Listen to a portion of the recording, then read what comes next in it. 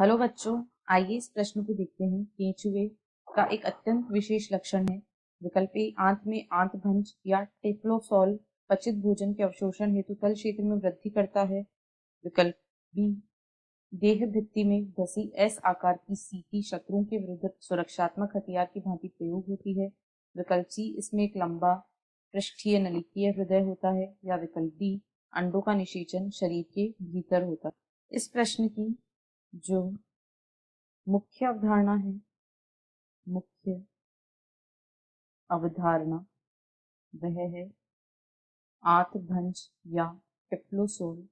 यहाँ पर हम देखेंगे कि केंचुए में जो आंतभंज या टेप्लोसोल नामक संरचना मिलती है, यह क्या होती है और इसकी क्या विशेषता होती है।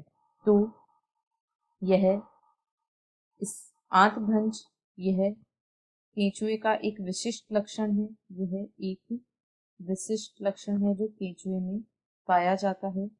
यह केंचुए का एक बहुत ही विशिष्ट लक्षण होता है। इसकी आंत्र के केंचुए की आंत्र के 26वें से 35वें खंड तक 26वें से 35वें खंड तक पृष्ठ सतह पर पृष्ठ सतह में आंतरिक वलन पाया जाता है।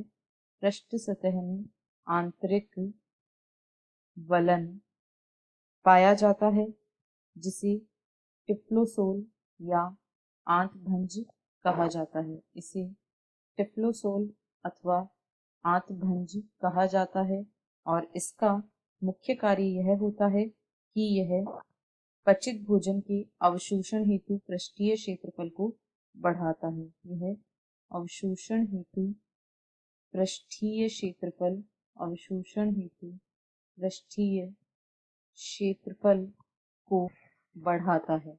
यह केंचुए का एक बहुत ही विशिष्ट लक्षण होता है।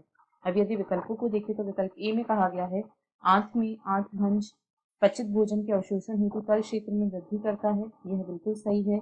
बी में कहा गया है देह भित्ति में धसी एस आकार की सीटी शत्रुओं के विरुद्ध सुरक्षात्मक हथियार की भांति प्रयोग होती है। तो यह सही नहीं है, क्योंकि जो सीटी होती है इसकी मुख्य भूमिका गमन में होती है, गति में होती है, ना कि सुरक्षा में।